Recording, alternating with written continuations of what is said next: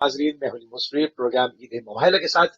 آپ کی خدمت میں حاضر ہوں۔ آج 23 ذی الحجہ ہے، 12 جولائی ہے، اور بدھ کا روز ہے۔ پروردگار کی بارگاہ میں دعا گو بھی ہوں اور پر امید بھی ہوں کہ پوری دنیا میں آپ جہاں کہیں بھی ہوں گے، صدقے میں محمد و آل محمد علیہ السلام کے خیر و عافیت سے ہوں گے۔ ناظرین، آپ کو ہمارے پروگرام کے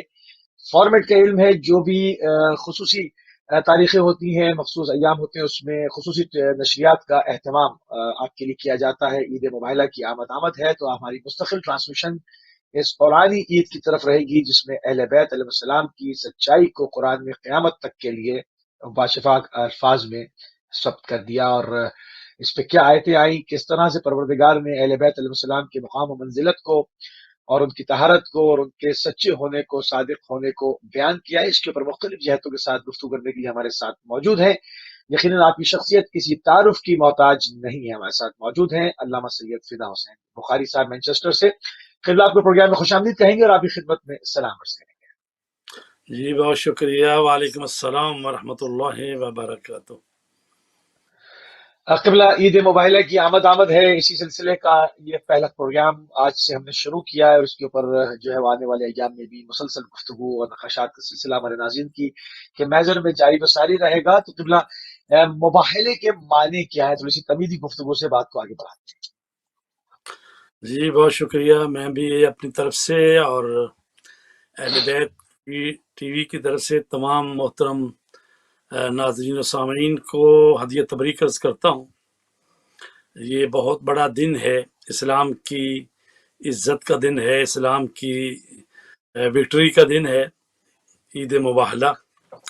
تو مباحلہ کے معنی آپ نے پوچھے ہیں کہ مباحلہ جو ہے دراصل باحل کے مادے سے ہے، اس کا معنی ہے رہا کردن، رہا کرنا، اور کسی کی قید و بند کو ختم کر دینا۔ اسی بنا پر جب کسی جانور کو اس کے حال پر چھوڑ دیں، اور مثلا مادہ جانور ہے، اور اس کے پستان کو کسی تھیلی میں نہ باندھیں تاکہ اس کا نوزائیدہ بچہ آزادی سے اس کا دودھ پی سکے، تو اس کو باہل کہتے ہیں، یعنی رہا شدہ۔ تو ابتحال کا معنی ہے تضرع زاری، اور اپنے کام جو ہے اللہ کے سپرد کر دینے کے معنی میں ہے، یعنی اپنے کاموں کو اللہ پر چھوڑ دینا کہ اللہ تبارک تعالیٰ جیسے چاہے کرے۔ کبھی کبھار یہ لفظ جو ہے ہلاکت، لعنت اور خدا سے دوری کے معنی میں آتا ہے، اسی لیے یہ استعمال ہوتا ہے کہ بندے کو اس کے حال پر چھوڑ دینا۔ تو ظاہر جب اللہ تبارک تعالیٰ کسی بندے کو اس کے حال پر چھوڑ دے تو اس کے منفی نتائج برآمد ہوتے ہیں، اور دعا ہے نا ائمہ کی بھی، الہی لا تکلنی الی نفسی طرفۃ عین ابدا فی الدنیا والآخرہ، اے اللہ ہمیں ہمارے حال پر ایک لہجے کے لیے بھی نہ چھوڑ۔ چلیے بھی نہ تو چھوڑنا، بے شک ہے۔ مباحلہ کا مفہوم جو ہے اصل لغت کے لحاظ سے، لیکن اس مروجہ مفہوم کے لحاظ سے آیت میں مراد نہیں لیا گیا۔ آیا مجیدہ میں مباحلہ سے مراد دو اشخاص کے درمیان ایک دوسرے پر نفرین کرنا ہے، اور وہ بھی اس طرح کے دو گروہ جو کسی اہم مذہبی مسئلے میں اختلاف رکھتے ہوں اور کسی طرف بات نہ لگے، وہ ایک دوسرے کے دلائل کو نہیں مار رہے، تو پھر وہ ایک جگہ جمع ہو جائیں اور بارگاہ الہی میں تضرع کریں اور اس سے دعا کریں کہ وہ جھوٹے کو رسوا و ذلیل کرے اور اسے عذاب اور سزا دے۔ تو یہ ہے جی مباحلہ کا معنی کہ اللہ کی بارگاہ میں جانا اور تضرع زاری سے گڑ گڑانا، دعا کرنا کہ پروردگار ہم میں سے جو جھوٹا ہے اس کو ذلیل و رسوا کر دے، اس پر اپنا عذاب بھیج۔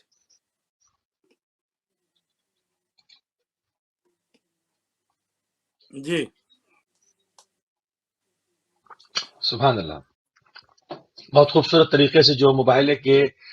لغوی معنی ہیں قبلہ نے اس کو جو ہے وہ آشکار کیا ہے۔ تھوڑی سی گفتگو کو ناظرین مزید آگے بڑھائیں گے، کیونکہ ہم پوری کوشش کریں گے اپنے اس مختصر سے وقت میں رہتے ہوئے زیادہ سے زیادہ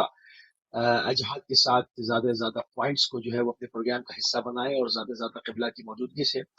استفادہ حاصل کریں۔ مباہلہ کس سن میں اور کس تاریخ کو ہوا؟ تاریخ کیا کہتی ہے قبلہ؟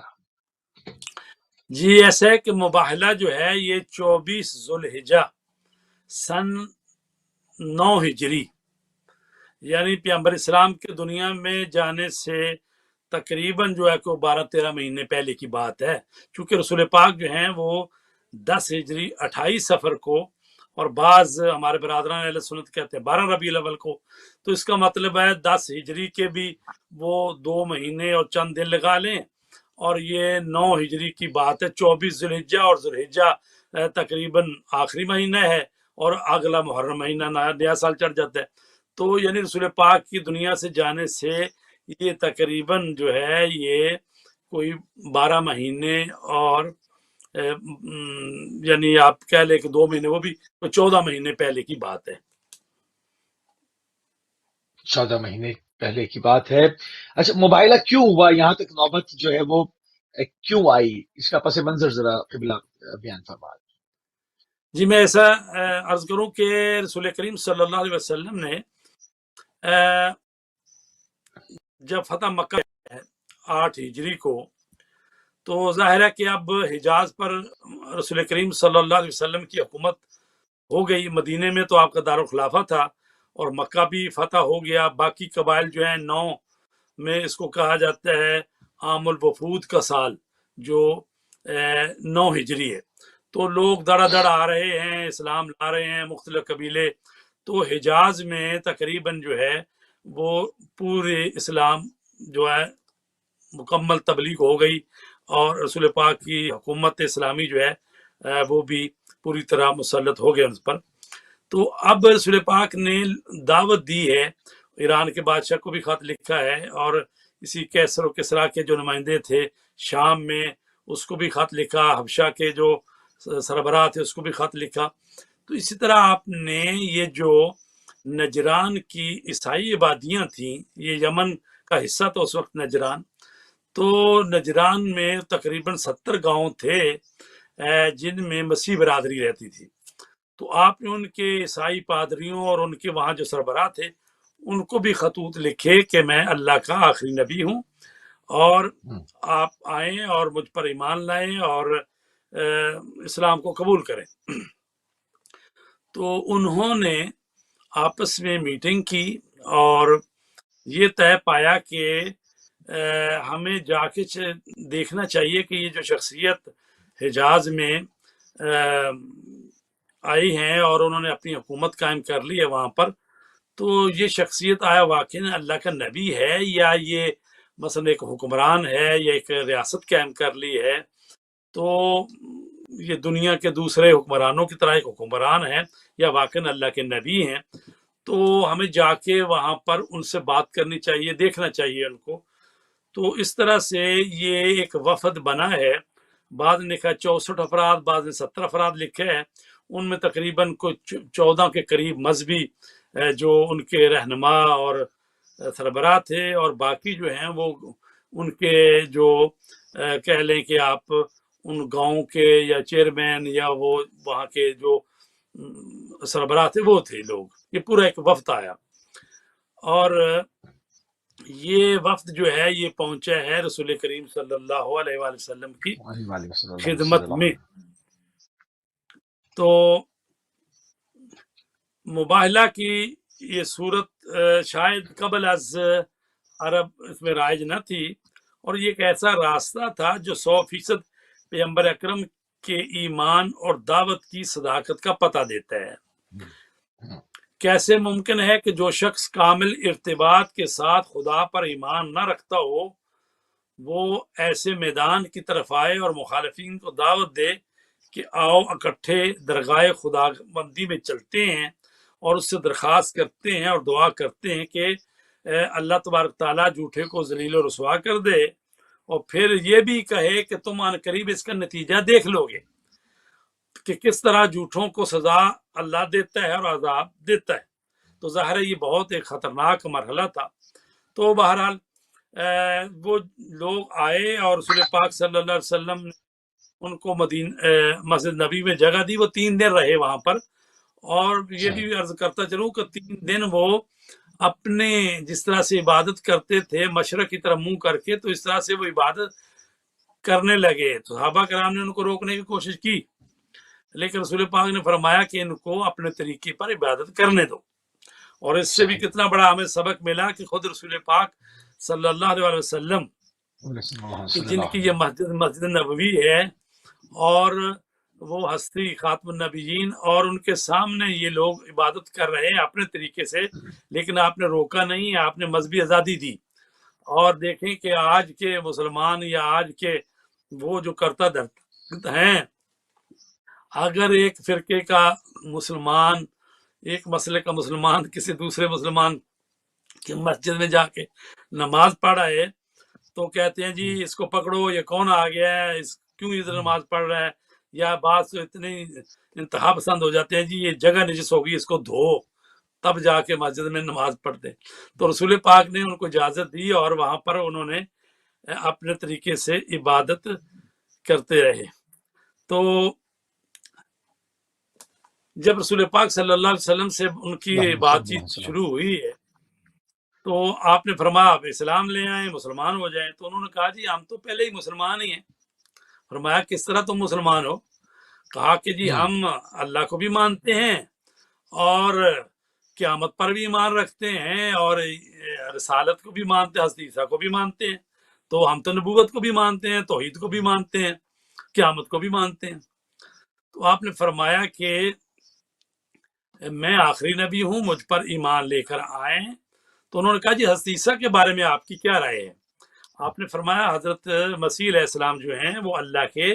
بندے تھے، اللہ کے نبی تھے، اللہ کے بھیجے ہوئے رسول تھے. تو انہوں نے کہا جی وہ تو اللہ کے بیٹے ہیں. آپ نے فرمایا وہ کس طرح اللہ کے بیٹے ہیں؟ کہا چونکہ وہ بغیر باپ کے اللہ تبارک تعالیٰ نے پیدا کیا ہے حضرت مریم سلام اللہ علیہ سے، تو لہٰذا وہ اللہ کے بیٹے.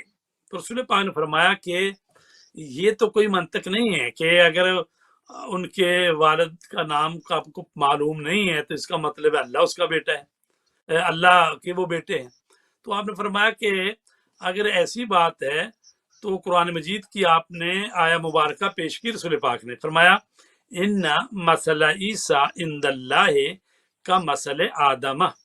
خلقہ من تراب ثم قال له کن فیکون.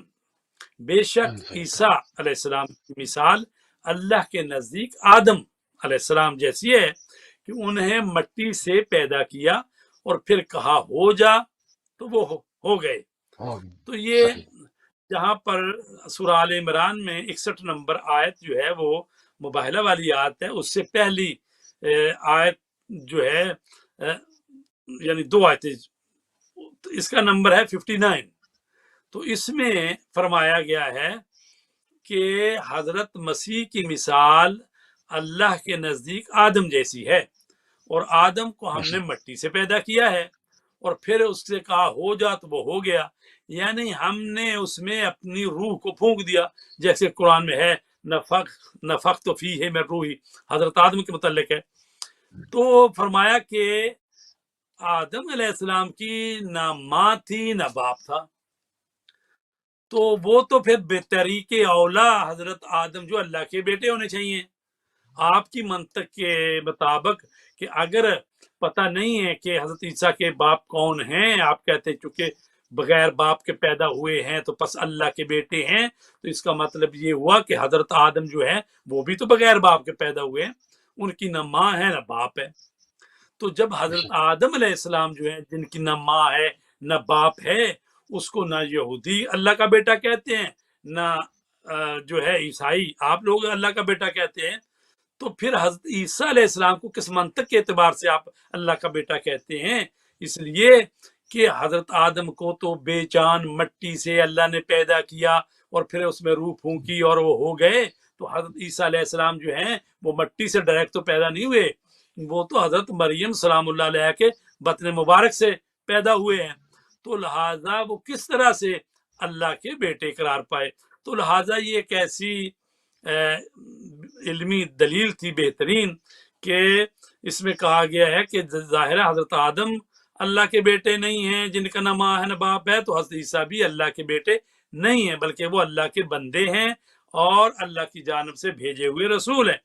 تو لہٰذا جب آپ نے یہ فرما دیا حضرت رسول پاک نے،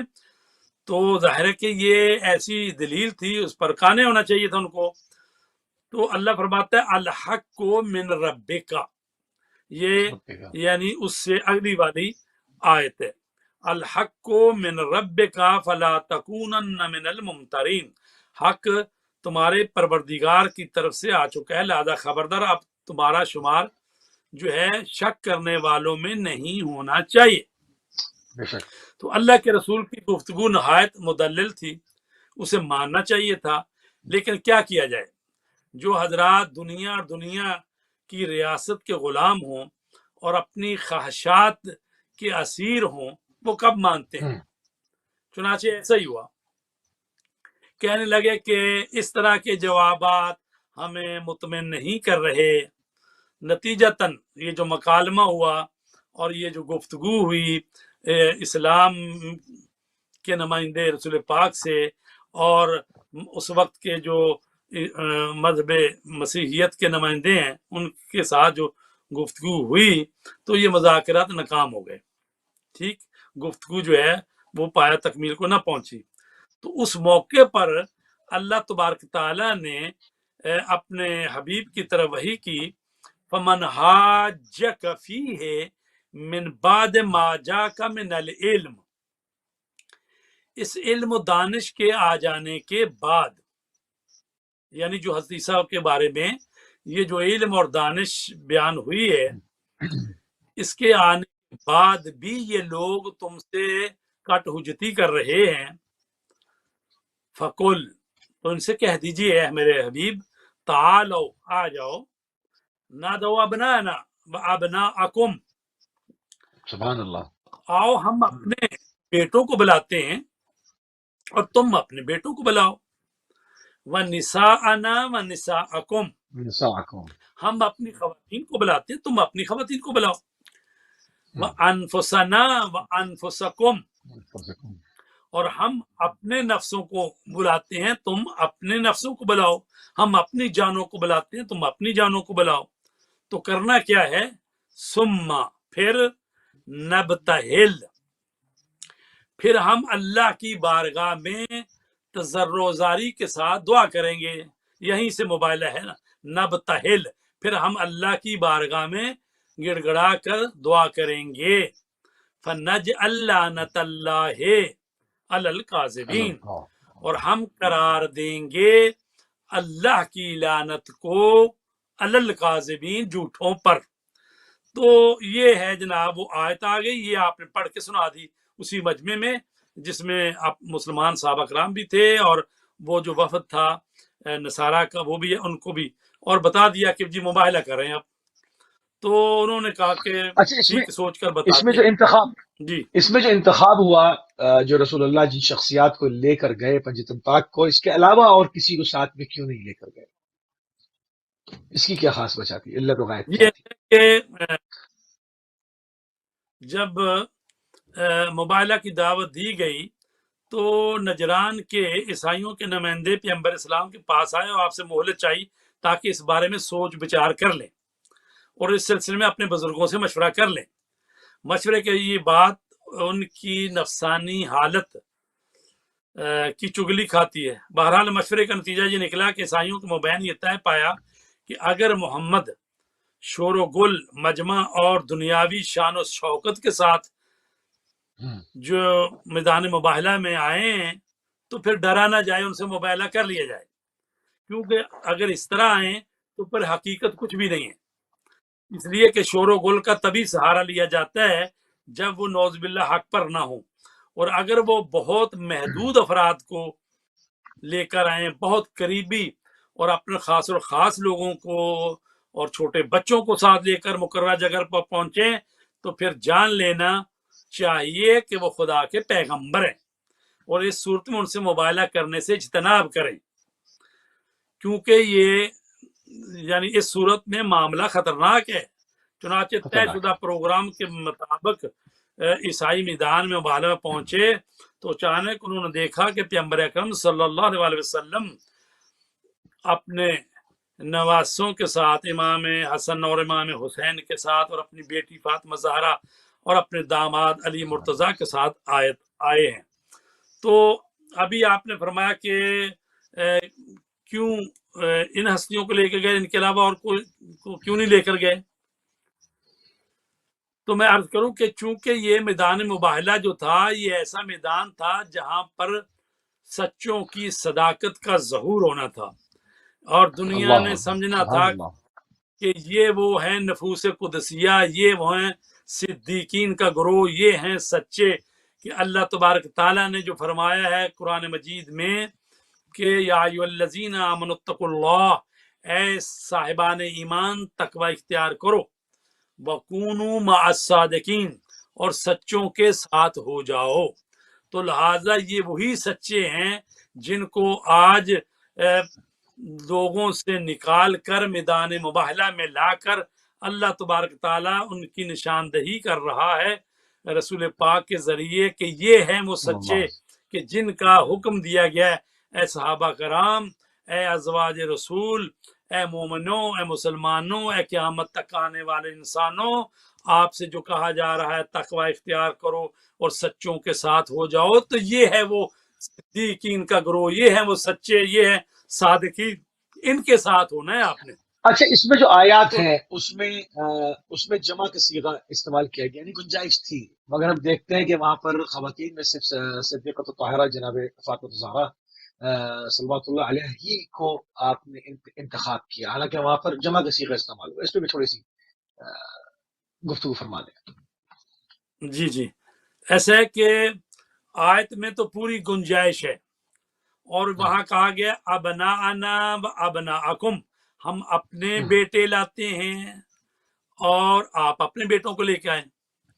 تو اس میں پوری گنجائش ہے، چونکہ جمع جو عربی زبان میں 3 اور 3 سے زیادہ کے لیے آتی ہے۔ تو رسول پاک جو ہیں صرف اپنے دونوں نواسوں کو بیٹوں کی جگہ پر لے کے گئے ہیں، یعنی قرآن کی روح سے امام حسن اور حسین رسول پاک کے بیٹے بن کر میدان مباہلہ میں گئے۔ اچھا، اور نساءنا و نساءکم، نساء کے معنی بھی خواتین ہوتی ہیں اور یہ بھی جمع کے لیے آتا ہے،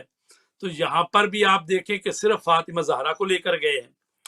تو اس کا مطلب یہ ہے کہ اگر کوئی اور خاتون اس مقام و مرتبے کی حامل ہوتی تو رسول پاک ان کو بھی لے کر آتے، اور انفسنا یعنی نفس رسول، یعنی رسول کی جان کی منزلت پر کوئی شخصیت فائز ہوتی تو اس کا مطلب ہے رسول پاک اس کو بھی لے کر آتے ہیں۔ تو آیت کے سیغے سارے جمع کے ہیں، اور اس میں پوری گنجائش ہے کہ اور بھی لوگ آ سکتے تھے لیکن نہیں لے کر گئے۔ تو اس کو علامہ زمخشری نے اپنی تفسیر الکشاف میں لکھا ہے کہ چونکہ مولا کائنات علیہ السلام کی مثل کوئی امت میں اور نہیں تھا،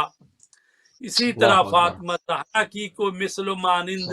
اور کوئی امت میں نہیں تھا، اس لیے صرف ایک ایک کو لے کر آئے، یعنی نساءنا کی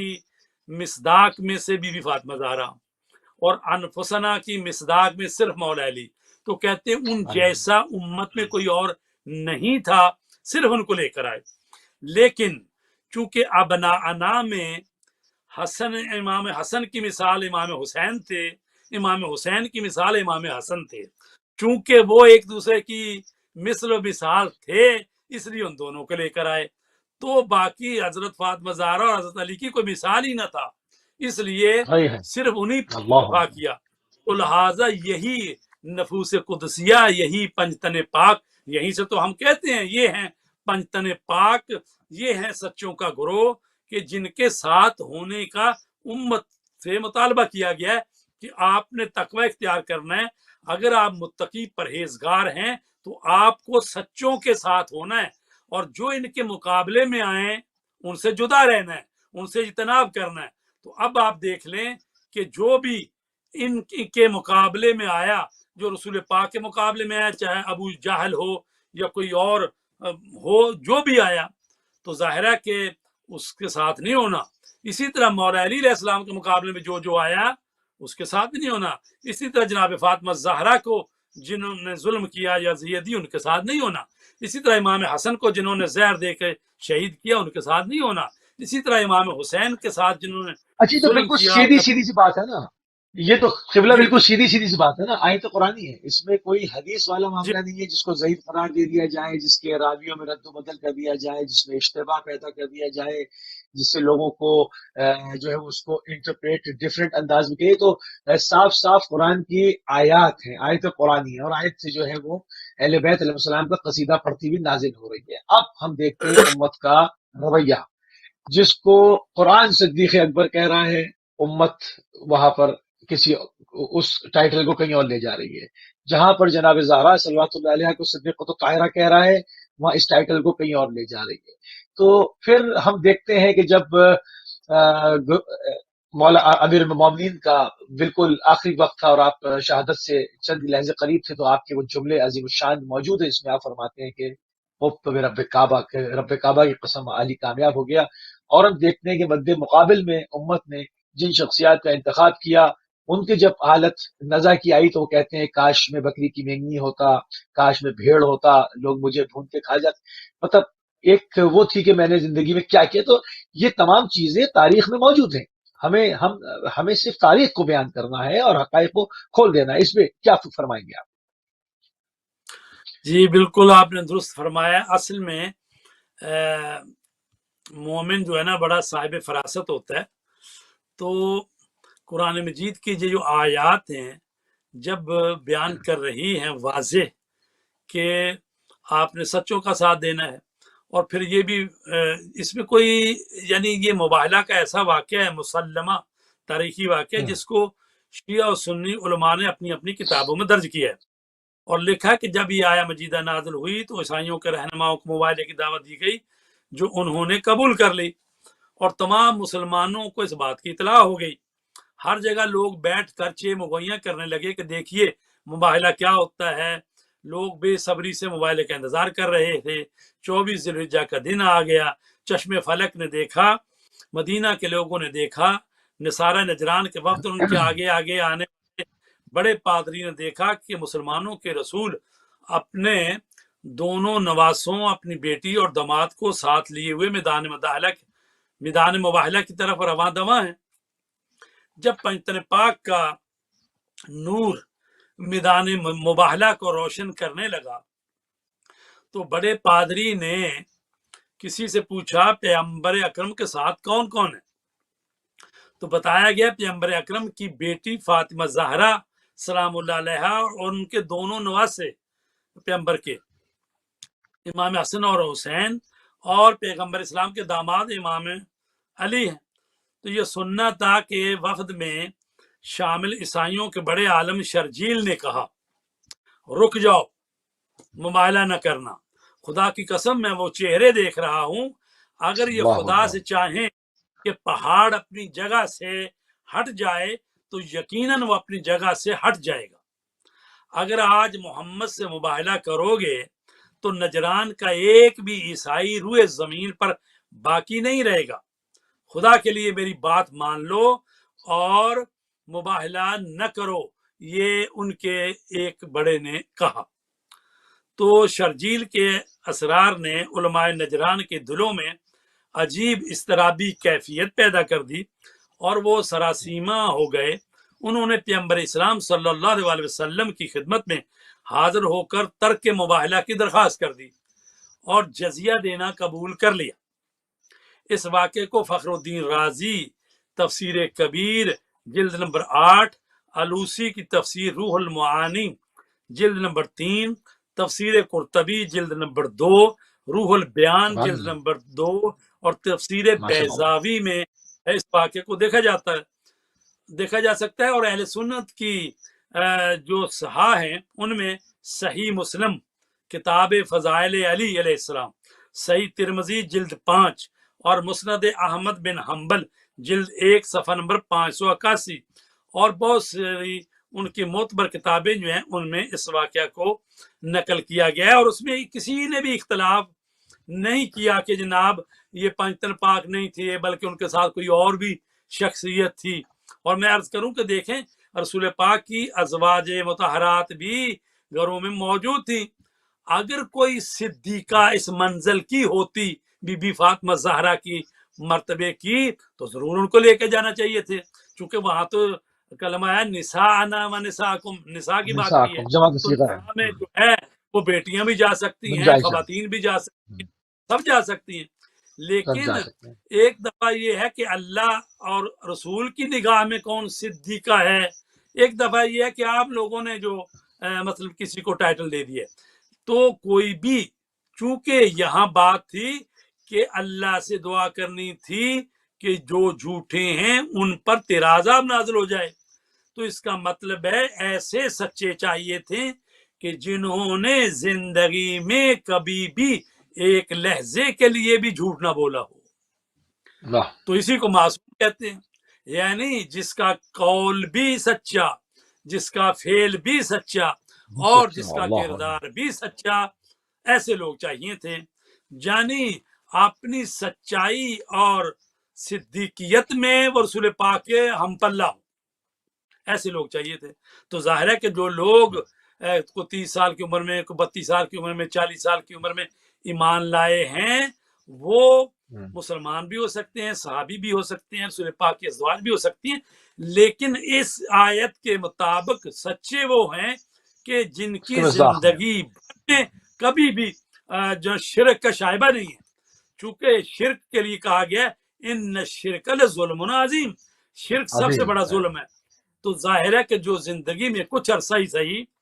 شرک کرتے رہے، بتوں کو پوجا کرتے رہے، ان کے سامنے جھکتے رہے، تو ظاہر ہے وہ کلمہ پڑھ کے مسلمان تو ہو سکتے ہیں، لیکن جو ان کی زندگی میں ایک عرصہ گزرا ہے کہ وہ اللہ کے غیر کی عبادت کرتے رہے ہیں، تو وہ تو خلاف جو ہے نا وہ پورا تو نہیں ہو سکتا۔ تو لہذا صدیق وہ گروہ چاہیے کہ جو زندگی بھر سچے رہے ہو۔ صحیح۔ اچھا، یہاں پر اس سے عصمت کی طرف اشارہ مل رہا ہے، یقیناً زندگی بھر وہ بالکل ان آلودگیوں سے، آلائچوں سے دور رہے گا جس کی گواہی بھی قرآن دے، جس کے طہارت کی گواہی بھی قرآن دے، اور عصمت بھی قرآنی عصمت ہے، عصمت بھی قرآن ثابت ہے، جو کہ پیغمبروں کی عصمت کو تو گروہ مانتا ہے پورا کہ جی پیغمبر معصوم تھے، مگر اہل بیت علیہ السلام کے معاملے میں عصمت ایسے ہو جاتا ہے، ان کو عصمت کے معنی نہیں پتا، ان کی سمجھ میں نہیں آتا کہ معصوم کیا ہے۔ تو یہاں پر جہاں مبالغہ پہ سچائی کی گواہی قرآن دے رہا ہے، وہاں عصمت کی گواہی بھی تو دے رہا ہے، ذرا اس کے اوپر تھوڑی سی بات کر لیں، کیونکہ یہاں پر صاحب عصمت ہونا بھی ضروری ہے۔ جی میں عرض کروں کہ اگر کوئی کہے نہیں جی اس آیت سے تو بالکل کلیئر ہمیں نہیں پتہ چل رہا عصمت پر، اس میں تو یہ کہا جا رہا ہے کہ بھئی جھوٹوں پر اللہ کی لعنت ہونی ہے، تو لہٰذا دوسری طرف سے ظاہر ہے کہ وہ سچے لوگ ہونے چاہیے۔ لیکن میں عرض کروں کہ جب رسول پاک گھر سے باہر نکلنے لگے ہیں مباہلہ کی طرف، تو ایک مرتبہ پھر رسول پاک نے اپنے اوپر اور انہی نفوس قدسیہ مولا کائنات علیہ السلام، بی بی فاطمہ زہرا اور حسن حسین پر چادر ڈالی ایک دفعہ پھر، اور کہا اللہم ہؤلاء اہل بیتی، پروردگار یہ میرے اہل بیت ہیں۔ تو کہا گیا کہ اس موقع پر پھر جبرائیل نے وہی آیت کی تلاوت فرمائی ہے کہ انما یرید اللہ لیذھب عنکم الرجس اہل البیت ویطہرکم تطہیرا، کہ اے اہل بیت محمد، اللہ کا تو یہ ارادہ ہے کہ تم سے ہر قسم کے رجس کو دور رکھے اور تمہیں ایسا پاک و پاکیزہ رکھے جیسے پاک و پاکیزہ رکھنے کا حق ہے۔ تو اب جب اللہ تبارک تعالیٰ ان کی تطہیر کی، ان کی طہارت کی گواہی دے رہا ہے اور کہہ رہا ہے ایسا پاک و پاکیزہ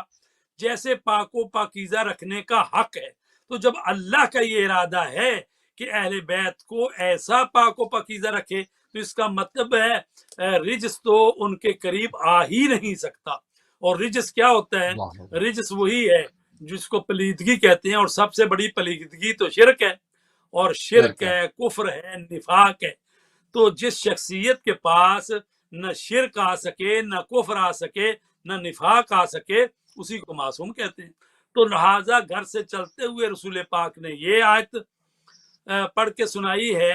دوبارہ اہل بیت کو، اور کہا جاتا ہے 3 دفعہ یہ آیت جو ہے یہ آئی ہے، یہ جو کہ سورہ احزاب کی آیت نمبر 33ویں آیت ہے، جو آیت تطہیر جس کو کہتے ہیں۔ تو ظاہر ہے کہ پھر پیغمبر اسلام جب آتے ہیں تو میدان مباہلہ میں جب آئے ہیں تو اب ایک تو اسلام کی جو ہے وہ فتح کا دن ہے، اس لیے کہ یہاں ابھی نظریات کی بات ہو رہی تھی۔ ایک طرف عالم اسلام ہے کہ جس کی نمائندگی رسول پاک کر رہے ہیں، آخری نبی ہیں، اور دوسری طرف عالم مسیحت کے جو نمائندگان ہیں وہ 64 افراد کا وفد جو ہے، اور ان کے بڑے بڑے اس وقت سید عاقب، شرجیل اور ابو حارثہ، وہ جو بڑے بڑے پادری تھے ان کے، اور اس وقت کے پوپ تھے وہ بھی، اور ان کے جو نمائندگان تھے وہ بھی تھے۔ تو اب آج اگر مباہلہ ہو جاتا ہے اور خدا نخواستہ وہ جیت جاتے ہیں، دعا ان کی قبول ہو جاتی ہے، تو اس کا مطلب ہے کہ اسلام کوئی چیز ہی نہیں تھا، ٹھیک ہے۔ اور آج وہ انہوں نے شکست تسلیم کر لی، تو اس کا مطلب یہ ہے اسلام کا بول بالا ہو گیا، اسلام کی فتح ہو گئی، اور توحید کا جو نظریہ ہے اس کو بھی اللہ تبارک تعالیٰ کے نبی نے بچایا، کیونکہ توحید کا مطلب یہ ہے وہ وحدہ لا شریک ہے، قل هو اللہ احد، وہ ایک ہے، اپنی ذات میں بھی ایک ہے، اپنی صفات میں بھی ایک ہے، اپنے افعال میں بھی توحید ہے، تو لہٰذا عبادت میں بھی توحید ہے۔ اللہ الصمد، اللہ بے نیاز ہے، وہ کسی کا محتاج نہیں، نہ اس کو بیوی چاہیے، نہ اس کو بیٹا چاہیے، نہ وہ کسی کا فرزند ہے۔ اللہ الصمد لم یلد ولم یولد، نہ اس نے کسی کو جنم دیا، نہ وہ خود جنم دیا گیا، اور نہ اس کا کوئی ہمسر اور برابری کرنے والا ہے۔ تو لہٰذا اس کو عملی میدان میں رسول پاک نے ثابت کر دیا، تو توحید کے نظریے کو بھی بچایا، اور رسول پاک کی حقانیت جو ہے وہ بھی ظاہر ہو گئی۔ آیت مباہلہ کے نزول اور رسول اکرم کے عمل سے یہ پتہ چل گیا کہ آپ اپنی رسالت میں پختہ یقین رکھتے ہیں، اس لیے کہ جو شخص اپنی رسالت اور اللہ سے رابطے کی یقینی اور قطعی ہونے پر ایمان نہ رکھتا ہو، وہ کیسے دعوت دے سکتا ہے کہ آؤ اللہ سے دعا کریں کہ وہ جھوٹوں پر اپنا عذاب نازل کرے؟ تو حضرت نے فرمایا، میں یعنی یقین سے کہتا ہوں کہ جب میں دعا کروں گا اور یہ میرے ساتھ جو پنجتن پاک کے باقی افراد ہیں، تو یہ جو آپ آمین کہنا اور اللہ تبارک تعالیٰ کی طرف سے عذاب آ جائے گا۔ اور دوسری بات ہے فضیلت اہل بیت، اس میں ثابت ہوئی ہے کہ آیت مباہلہ اہل بیت کی شان میں بین دلیل ہے۔ قرآن کی نگاہ میں ایسی سچی ہستیاں جو رسالت کے گواہ بن سکیں اور رسول پاک کے قدم قدم اور شانے سے شانہ ملا کر باطل کے سامنے قیام کریں، خواہ وہ میدان جنگ ہو یا میدان مباہلہ، اہل بیت اطہار ہی ہو سکتے ہیں۔ اب دیکھیں وہ مولا علی علیہ السلام، جی بسم اللہ بسم اللہ بسم اللہ بسم اللہ، بات مکمل کر لیں۔ وہ مولا علی علیہ السلام جو ہر میدان میں آگے آگے تھے، آج کے میدان میں سب سے پیچھے ہیں، چونکہ یہ کوئی تیر و تلوار سے جنگ نہیں ہونی، یہ نظریات کی جنگ ہے، یہ اللہ کی بارگاہ میں جانا ہے۔ تو آج دیکھیں کہ سب سے پہلے حسن حسین ہیں، رسول پاک کے نواسے ہیں، کوئی اس شان سے آ رہے ہیں کہ امام حسن نے رسول پاک کی انگلی پکڑی ہوئی ہے، اور امام حسین علیہ السلام کو رسول پاک نے گود میں لیا ہوا ہے، اور تطہیر کی ملکہ جو ہیں وہ کیا کہتے ہیں کہ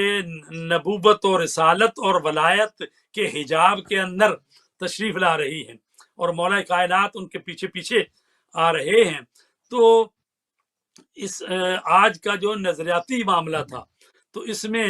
وہ فضیلت پائی،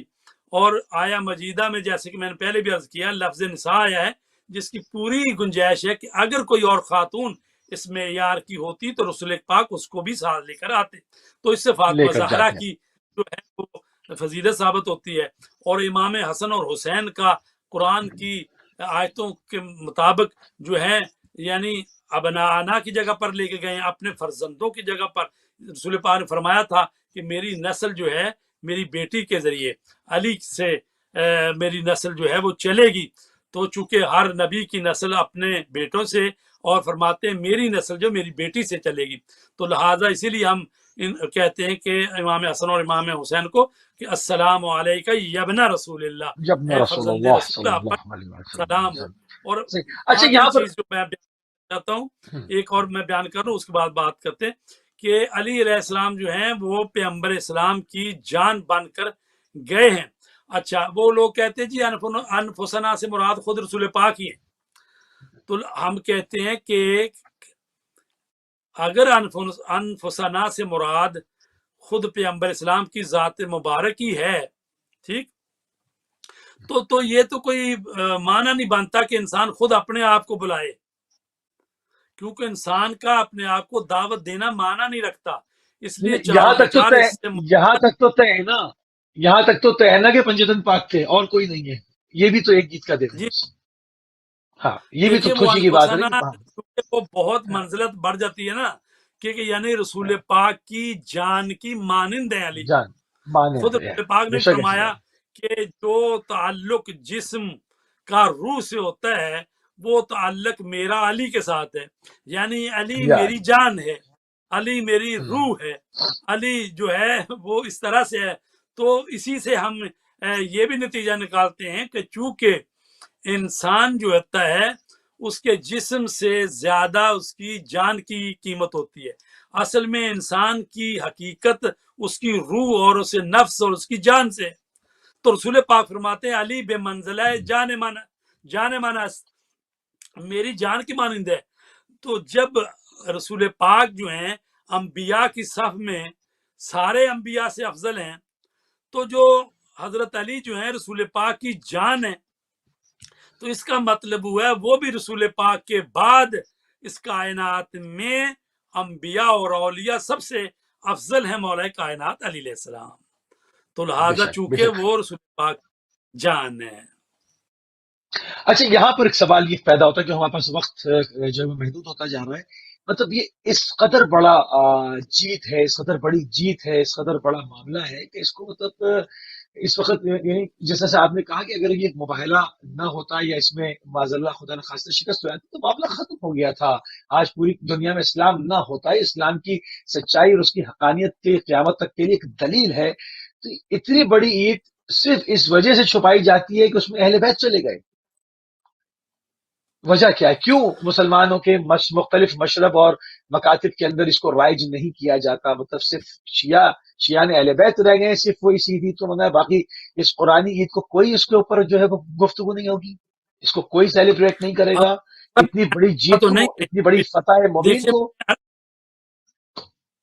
میں نے عرض کیا کہ تمام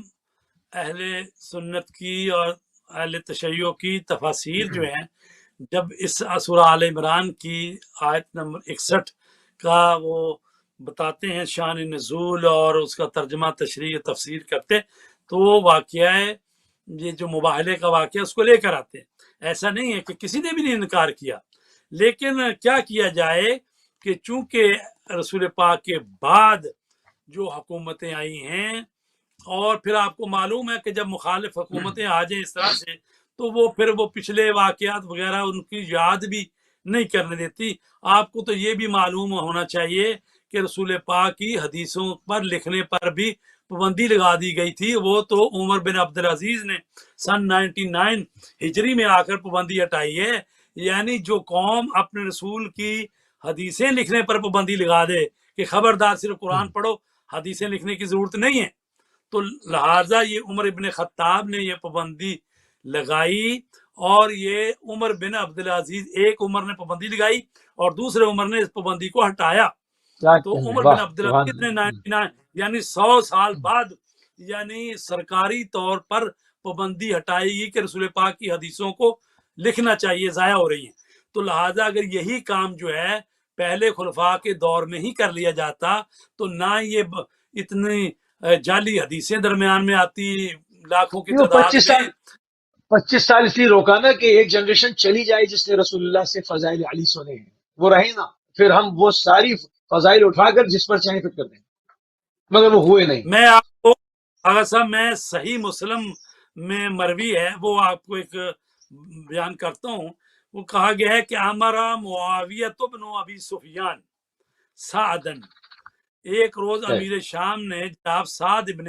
ابی وقاص سے کہا، یہ سعد ابن ابی وقاص عشرہ مبشرہ میں بھی سمجھے جاتے ہیں، یہ بنی زہرہ میں سے تھے اور رسول پاک کی والدہ کے رشتہ داروں میں سے اس قبیلے سے ہیں۔ تو البتہ بدقسمتی سے یہ بھی ہے کہ اسی کا بیٹا عمر سعد ہے جو کربلا میں وہ یزیدی فوجوں کا کمانڈر تھا۔ تو یہ ہیں سعد ابن ابی وقاص، اور یہ وہ ہیں جنہوں نے ایران فتح کیا اور بڑے بڑے مارکے انہوں نے سر کیے۔ تو ایک دن معاویہ نے اس سے کہا، فقالا ما منعک ان تسب ابا تراب، تمہیں کیا ہے کہ تم ابو تراب، یعنی مولا علی کو کہتے تھے نا، ابو تراب کہتے تھے، کہ نعوذ باللہ تم ان کو سب و شتم کیوں نہیں کرتے؟ فقالا اما ما ذکرت ثلاثا قالهن له رسول اللہ صلی اللہ علیہ وآلہ وسلم فلن اصبه لان تكون لي واحدة منهن احب الي من حمر النعم ولما نزلت هذه الآية فقل تعالوا ندعو أبناءنا وأبناءكم دعا رسول الله عليا وفاطمة وحسنا وحسينا فقال اللهم هؤلاء أهلي۔ تو سعد ابن ابی وقاص معاویہ کے جواب میں کہتے ہیں کہ مجھے یہ تین باتیں مجھے یاد ہیں، جب تک مجھے یہ تین باتیں یاد ہیں میں ہرگز یہ کام نہیں کر سکتا کہ علی کو برا بلا کہوں۔ ان میں سے ایک یہ تھی کہ جب مباہلہ نازل ہوئی آیت تو پیغمبر اسلام نے جناب فاطمہ اور امام حسن اور امام حسین اور حضرت علی کو دعوت دی، اور اس کے بعد فرمایا خدایا یہ ہے میرے اہل، یہ ہے میرے نزدیکی، یہ ہے میری اہل بیت۔ تو لہذا یعنی جب ایسی حکومتیں آ جائیں کہ جو پچھلے جو ہیں ہستیاں جو دین کے بانی ہیں، جو دین کی بنیاد رکھنے والے ہیں، تو ان کے کردار کو ملیا میٹ کرنے پر تل جائیں، تو ظاہر ہے کہ جنہوں نے حدیثوں پر پابندی لگائی اور جنہوں نے من گڑت بعد میں پھر حدیثیں جعلی لکھوائیں، تو وہ تقاضا کر رہے ہیں ان سے کہ جی تم بھی جب ہم برا بلا کہتے ہیں، اور مولا علی علیہ السلام پر تقریباً جو ہے 70 سال سے لے کر 90 سال تک جو ہے یہ سب و شتم کیا گیا۔ سن 41 ہجری میں معاویہ کی حکومت آئی اور اس نے یہ ممبروں پر، اور تقریباً 60 سے 70 ہزار ممبر، یعنی اتنی بڑی مملکت جو تقریباً 40 ملک آج بنتے ہیں، تو معاویہ کی حکومت تھی، تو ہر ممبر پر مسجدوں میں، جامع مسجدوں میں جمعہ کے خطبے کے موقع پر مولا علی پر سب و شتم کیا جاتا تھا۔ اور یہ بھی کام جو ہے 99 ہجری میں آ کر عمر ابن عبدالعزیز نے ہٹوایا، لیکن ظاہر ہے 2.5 سال بعد وہ رائل فیملی جو تھی انہوں نے اس کو بھی زہر دے کے مار دیا، تو دوبارہ یہ کام شروع ہوا ہے، اور 132 ہجری تک ان کی حکومت رہی ہے۔ تو 41 سے لے کر 132 ہجری درمیان میں یہ چند سال آپ ہٹا لیں تو یہ تقریباً جو ہے کتنا سال بنتے ہیں، کوئی 90 سال بنتے ہیں۔ تو یعنی 90 سال تک تقریباً